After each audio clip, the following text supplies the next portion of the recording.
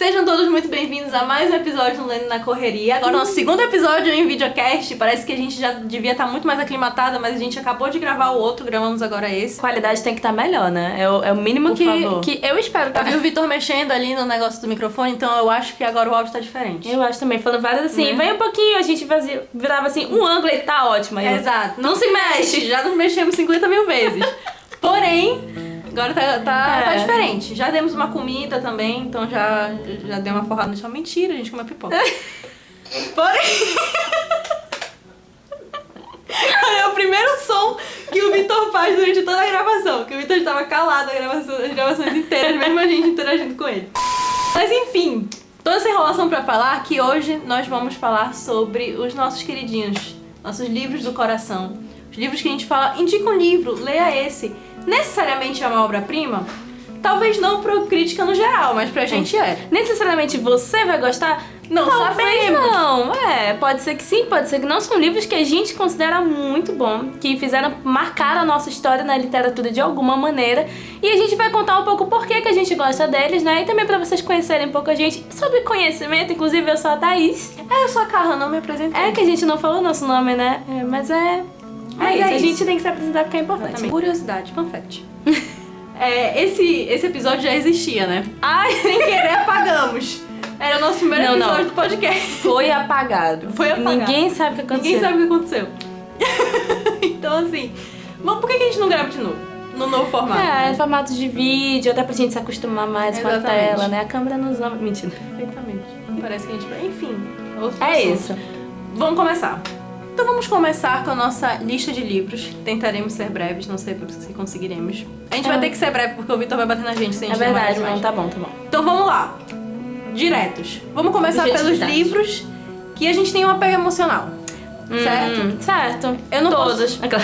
Absolutamente todos. Termina o episódio. Eu não posso começar essa lista sem falar de Percy Jackson. Quem me conhece sabe, né? Quem me conhece sabe que eu sou criada com romance meio Cadê tua camisa? Agora já pior que eu trouxe, sabia? Só que Olha, eu não gostei de como ficou. Eu não sei. Em algum momento eu vou estar usando minha camisa com rompimento meio sangue. Os próximos episódios todinhos acabam só com a camisa com rompimento meio sangue. Eu nunca tive, eu vou só fun fact de novo. Eu nunca tive essa camisa quando eu era mais nova. Sabe? Porque, não sei porque eu nunca mandei fazer. E aí eu decidi que quando eu fiz 26 anos de idade eu ia fazer uma camisa com rompimento meio sangue. Tu coloca uma música triste nesse momento que ela tá falando da infância dela. Muito triste. Inclusive, minha infância foi um pouco complicada. Na minha cabeça, porque minha vida é tranquila. Enfim, mas a gente lia algumas coisas sensíveis. Pode Percy Jackson da aleatoriedade, enfim. É o que a gente tá falando de apego, né? Apego emocional. Eu tenho muito apego emocional ao Percy Jackson. E, gente, Percy Jackson é bom. Ponto. Não é só apego emocional. Percy Jackson é bom. Eu não aceito que me falem ao contrário. Eu posso até dizer, a pessoa não gosta. Ok. Mas dizer que não é bom é sacanagem. Entendeu? Percy Jackson é bom. É um ótimo livro infanto-juvenil. Entendeu? Vamos ler com a cabeça de que é um livro infanto-juvenil, é maravilhoso. Veio a série aí... E é isso. A série tá aí. Mas o livro... Gente, eu só consigo dizer que eu sou muito apegada a essa saga de livros. Ela moldou minha personalidade. Percy Jackson participou da criação da minha personalidade. Ela é muito boa, é inegável falar que é uma fantasia juvenil muito boa, assim, independente, que realmente ela tem o público-alvo dela é infanto-juvenil, tanto que eu li, acho que eu tinha uns 19 anos mais ou menos, e eu falei, tem um jeitinho bem de criança, mas cara, a história é muito boa, o universo é incrível, a narrativa do Rick é maravilhosa, então assim, me fisgou, e a série tá aí pra nos dizer que ela tem potencial. E que é muito bonita, que tem uma história muito boa e que eu espero que as próximas temporadas aí abordem muita coisa nos livros. Mas assim, eu acho que é muito mais que apego emocional. É uma série boa, é inegável. Não tem como uma série de livros muito boa. Como dizer o contrário. Então seria o primeiro, assim, dos meus queridinhos, que são um dos poucos livros que eu tenho muito ciúme, assim, de não querer emprestar aqueles livros. Eu empresto livro, gente. Eu já tive uma fase de não querer emprestar livro. Mas hoje em dia eu empresto livro pra pessoas que são muito próximas, que eu sei que em algum momento vão me devolver. Tá melhor que eu empresto, não lembro pra quem que eu emprestei. eu tenho alguns arrependimentos, tá? Mas eu não sou tão desapegada assim. Percy Jackson, eu tenho um apego, assim... Eu tenho apego. É claro que tu me emprestou, né? Tô me sentindo especial. Eu emprestei pra ti. Sabe pra quem eu emprestei Percy Jackson? Pra ti e pro meu namorado. Gente, eu sou muito especial, cara. Mas enfim, É o Ok. primeiro que eu tenho pra falar. Não, eu não posso deixar de falar do... Acho que é o meu queridinho master com relação a apego emocional, a memória. É Julieta. Tu já sabe, eu forcei a Carla, a Giovanna e o Léo, no nosso antigo podcast, a ler Julieta. E é um livro que eu sei que, por exemplo, ele é de 2011, 2010. Então eu sei que ele já tá um pouco defasado em questão, assim, de tempo, de tecnologia, até mesmo de algumas questões Da vida, sociais, né? que estão sendo debatidas hoje. Mas ele é muito bom. Eu Ele é não muito consigo. E ele, pra mim, ele acho que foi o primeiro livro que é de um romance adulto, é de investigação também, que eu li. E eu tinha, acho que por volta de 12, 13 anos. 14, não lembro.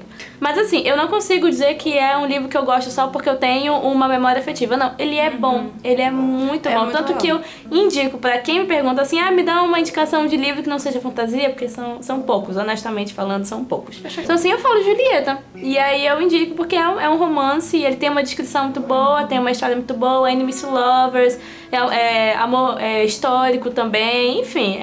Tanto que a premissa, assim, da capa é, tipo, o Código da Vinci para mulheres. É uma coisa assim, que tipo, tem Tá aí investigação. a questão do tá defasado nesse sentido. É. Né? Mas é muito legal. Eu lembro que eu li e eu gostei.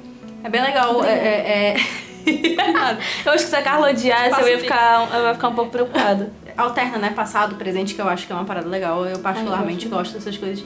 É mais difícil de achar hoje. É muito difícil, É mais difícil de achar verdade. hoje. A gente teve que catar. Acho que tem versão e-book. A versão física é a gente muito tentou difícil. encontrar a versão física, eu não encontrei, a gente E a teve que capa comprar original o não tem e-book. mais. Tipo um Mistborn, sabe? E tu não encontra a versão física. Aham. Tipo isso, mas é muito bom. E aí, indo pra essa questão de fantasia, eu acho que a gente não pode falar de queridinho sem falar sobre livros de fantasia, no geral. Então, a gente escolheu alguns poucos pra falar, porque senão a gente vai falar sobre praticamente todos os livros que a gente lê. Porque 80% da nossa leitura é fantasia. Que Então, inclusive vem o motivo dos queridinhos. Quando a gente montou esse roteiro, a gente pensou assim, nossos favoritos. Cara, tão difícil escolher favorito.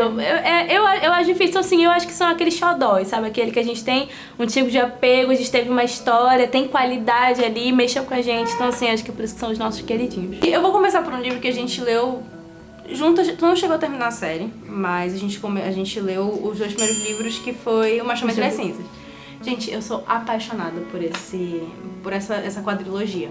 Os 3 primeiros livros são 5 estrelas, o último eu dei 4 estrelas e meia, que eu falei pra Thaís, que a Thaís ficou revoltada comigo, porque nesse livro todo mundo só sofre, né? Não, os 4, assim, pra quem gosta de personagens que não tem 1 minuto de paz, essa quadrilogia é perfeita. Gente, não é 1 minuto de paz. Os personagens não têm 1 minuto de paz. Só que aí terminou o 4º livro, eu falei pra Thaís, não, eu gostei do final, é que eu achei ele um pouco feliz demais. A Carla se acostumou tanto com o sofrimento que Exato. ficou irreal, assim, não. Então eu tava preparada pra uma tragédia. Meu Deus do céu, porque foi tanta tragédia a saga inteira que eu falei, gente, todo mundo vai morrer no final, Tipo né? quando acontecia uma coisa como, boa em Game of aí Thrones, como né? não A gente fica terminou, assim. o livro não terminou com o mundo explodindo, aí achei muito feliz. É um livro, é uma saga muito boa, é uma construção de universo muito bem feita e é uma construção de personagens. São 3 protagonistas. Na verdade, o primeiro livro é focado mais em 2, que são que é o casal, né? Inclusive é um slow burn, gente, maravilhoso. Eu sou apaixonada por slow burn. Eu também. E é um slow burn suspeita. muito bem construído. Que no primeiro livro a gente foca mais na Laia e no Elias, né? E tem a Elaine também. E a partir do segundo livro a gente também tem o ponto de vista dela, que foi uma personagem que eu comecei achando ela muito chata. Implicância completamente, porque eu achei que ia virar um triângulo amoroso e eu odeio triângulo amoroso. Mas é porque eu achava, tipo, gente, a mulher vai me enfiar um triângulo amoroso nesse livro que eu não vou aguentar, entendeu? Só que não vai A maior pra esse lado. hater de triângulo amoroso. Corta para um dos meus livros favoritos, é Amores Verdadeiros. Cara, o maior triângulo amoroso que esse eu não conheço. Não faz sentido nenhum. Nossa, cara, foi... Mas aí, a Elaine no segundo livro, ela é maravilhosa. Porque começa a focar muito nela, porque o primeiro livro é focado muito na relação dela com Elias. Só que a partir do segundo livro, a gente começa a entender ela. E ela, assim, minha personagem favorita dos 4 livros. Ela é maravilhosa, o desenvolvimento dela é maravilhoso. Desenvolvimento de personagem. Esse livro tem desenvolvimento de personagem perfeito, mitologia muito boa. É uma mitologia que eu não conhecia, eu nunca tinha visto nada muito parecido. Fala muito da questão existencial, fala muito sobre a questão do que é a morte, de como a gente se torna pessoas amarguradas e tudo mais, enfim. Bom, já que tu tá falando de fantasia, eu não tenho como não trazer um que a gente leu também, dessa vez a gente leu todos. Só que esse aí que tu falou é uma high fantasy, né? O que eu vou falar agora é uma fantasia urbana, pra dar uma alterada. Que é Garotos Corvos. Perfeito, também. A trilogia é... Como é que é? A Saga dos Corvos, né? Trilogia não, Saga dos Corvos. É uma das melhores fantasias urbanas que eu já li. E assim, uma das melhores fantasias no geral que eu já li. Assim, pra mim, todos são 5 estrelas, que nem a Carla. Menos o último, que eu acho que eu dou 4 estrelas ali. O último é 4 estrelas. Mas porque assim, a gente tem uma expectativa muito grande desde o começo do livro, que foi uma problemática, inclusive, quando a gente tava lendo, que a gente falou, cara, ela me prometeu uma coisa, e ou vai dar muito bom, ou é porque assim, ela escreve muito bem. É uma prosa muito poética, é uma coisa assim, que pra mim, eu uso muito metáfora e é muito bem utilizada, sabe? Descreve muito bem, tem muita metáfora, mas não enrola. Eu consigo entender cada um dos personagens, mas eu também consigo entender as confusões da cabeça dele, é uma coisa assim muito legal. É uma coisa muito objetiva. No começo do livro tu já sabe qual é o objetivo dos 4 protagonistas, né? Qual é a problemática ali, e você vai acompanhando o desenvolvimento deles nos 4 livros. Sim. Só que a expectativa criada no primeiro livro, ou podia ser alcançada de uma maneira magnífica, ou podia dar tudo errado. Não tinha um meio termo, assim, na nossa visão, né? Na nossa visão. Não agradou tanto. Eu acho que o grande problema não foi nem a solução que ela deu, porque eu acho que eu até comentei contigo. Foi uma solução que fez sentido com a mitologia que ela criou. É que isso foi broxante. Isso porque tá na lista dos queridinhos, né? Sim, mas é porque é uma história muito boa. E eu acho que um ponto que entra, que mesmo que a gente tenha achado, não curti muito o final, ele não foi um final sem sentido. Não é verdade. Ele fez sentido. Fez e finalizou. Fez sentido com a tipo história. assim, não é que é o final que é ruim, é tipo o clímax, que ele não é tão explosivo quanto a gente achou que seria, mas o final fecha muito bem e a série inteira vale muito a pena ler. Quando a gente fala de Uma Chama Entre as Cinzas, a gente fala sobre uma questão de derrubar um governo, de derrubar um império, né? De uma luta política e tudo mais construída. Tem muito mais trama, né? Isso, é uma trama assim que os personagens, eles estão envolvidos com o salvamento do mundo, como a gente tava falando mais cedo, né? Exatamente. É muito simples. A gente fala muito sobre a relação entre os personagens. E a mitologia tá lá pra trazer um pouco mais de complexidade. Porém, quando tudo termina, a gente não tá falando sobre o salvamento do mundo. Tipo, quando a gente presta atenção, só os personagens estão sendo afetados pelo que tá acontecendo. O resto do mundo tá vivendo, tipo assim, foda-se o que tá acontecendo com essas pessoas, entendeu? Tipo, o que eles fazem de certo e de errado não vai afetar mais ninguém além deles. E eu acho esse contraste legal. Eu também gosto desse tipo de história. Acho que é por isso que eu também gosto de Garotos Corvos. Tem romance, um slow burn também. Tem desenvolvimento de personagem. Ai, nossa, esse slow burn é muito bom. Gente, é muito bom. E assim, é slow burn, mas é muito bom. É muito bom. E outra, que tem um personagem que a gente começa odiando e que no final a gente terminou gostando muito dele, que é o Adam. É verdade. Tá aí, desenvolvimento de personagem, ela foi incrível, porque ele tinha tudo pra ir ladeira abaixo e ele se tornou um dos melhores. Sim, ele começa muito chato. Essa é a palavra, ele começa insuportável. E dessa vez não é um problema meu, porque assim, cara, mas ele também tá envolvido num possível triângulo amoroso, mas não era esse o ponto. Ele era chato. Ele era insuportável. Ele admite isso mais pra frente. Sim. Mais pra frente ele assim, nossa, realmente eu era insuportável. Ele passa 2 livros sendo completamente insuportável. Só que aí o terceiro livro é muito focado nele. E aí tu vê as tormentas dele, tu vê as dores dele, tu vê um desenvolvimento mais mental, mais psicológico do personagem muito bem desenvolvido. E aí no quarto livro tu já tá apaixonado por ele, tu quer ver ele é uma fênix ressurge das cinzas, é muito bom. É perfeito. Tem toda a questão de que a própria autora ela teve muita dificuldade na vida pessoal dela, né? Na época que ela escreveu. Nossa. Vídeo do Paul Hudson, a gente soube disso. Que ela tava muito doente do Paul Hudson, provavelmente. ela tava doente, né? Quando ela escreveu. E aí vazou, né, uma cópia do livro antes, foi alguma coisa assim. Quando ela publicou o 4º livro, ela vazou uma cópia falsa. É verdade. Só com os 4 primeiros capítulos, e aí estourou, muita gente baixou. Só que só tinha os 4 primeiros capítulos repetidos ao longo do livro. E aí a brincadeira dessa história acabou que muita gente comprou. Mais do que, por exemplo, o 3º ou 2º livro. Muita gente comprou o 4º livro. Por conta disso, tava naquele negócio de talvez não desse pra publicar, né? Porque não sabia se ia ter retorno. Enfim, a produção desse livro, a parte de desenvolvimento do livro foi um pouco complexa, foi um pouco complicada. Então eu até entendo também, talvez o final ter sido um pouco fácil. Chamou tua marota de fácil, né? Não. A resolução foi uma resolução fácil, tá? Eu tô brincando, não, tudo bem. eu não dei 5 estrelas pra esse livro, mas a série deu 5 estrelas. Não, ainda assim eu acho incrível como ela deu uma resolução que faz sentido. Foi boa. Faz sentido. É só porque eu esperava mais morte, gente. Eu esperava, já que foi tão triste o resto das coisas, eu esperava, alguém morreu. Não, o problema da série anterior, não, foi um final feliz demais. Aí o problema dessa outra é porque não teve morte suficiente. Aí depois eu lembrei, eu falei, não, muita gente morreu. Isso porque a Carla não gosta de livros de terror. Mas é outra história. Eu acho que a gente não pode continuar essa nossa lista de queridinhas sem falar dos livros em que a gente sempre recomenda quando pedem pra gente recomendação e dizem, não pode ser fantasia, pelo amor de Deus. É verdade. Nossa, acontece muito. Eu não sei se... Eu acho que as pessoas veem que eu leio muita fantasia, ou eu tenho cara de fantasia, escrevi um livro de fantasia. Ou então eu pergunto, olha, não é fantasia? Não. Tá bom. Eu sempre pergunto também, senão pode a lista ia ser maior. Mas tudo bem. Mas tem os nossos livros que a gente... não só de fantasia vivemos. Eu tenho uns 3 livros que vou falar brevemente, porque senão o Vitor vai sair de trás da câmera e vai me bater. Amores Verdadeiros. Claro. Tava Na esperando. verdade são 4, mas eu vou falar muito rápido, tá? Amores Verdadeiros. Romance. Tem triângulo amoroso? Tem triângulo amoroso. Mas assim, gente, ele é lindo. Porque é um triângulo amoroso que tu sabe com o que ela vai ficar no final. Eu não sei. Entendeu? Não, cara, pra mim era muito óbvio. E eu gosto muito desse livro, porque pra mim... Primeiro, foi a Taylor Jenkins Reid que escreveu. Então eu sou completamente apaixonada pela escrita dela.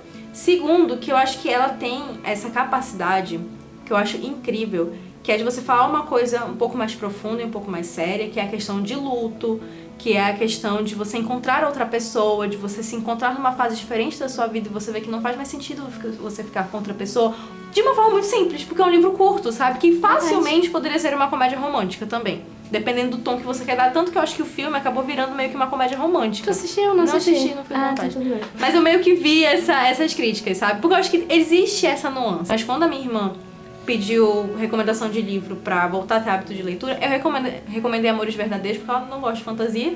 E eu achei que seria um livro muito leve pra ela começar a ler. E ela também adorou. É um livro gostoso de se ler. É uma boa recomendação pra quem... Diferente de outros 2 livros que eu sou simplesmente apaixonada, que eu já recomendei pra ela também, que é Proibido e Flores pra Algernon. Gente, Flores pra Algernon é um livro também que fala sobre capacitismo, que tem uma escrita também muito densa, é muito pesado, é uma ficção científica. Ele quase entra na categoria de livros que todo mundo deveria ler. Eu acho que ele quase não, acho que ele entra, porque ele fala muito bem sobre sobre capacitismo, sabe? Sem falar a palavra, esse livro é sobre capacitismo, mas você vê que o livro inteiro é sobre isso. E também Proibido, que é um livro que fala sobre o tabu do incesto. Que você termina o livro, você ainda não tem uma opinião formada sobre. Eu li por osmose e até agora não tenho opinião. Foi um dos livros que eu contei inteiro pra Tatá. Foi.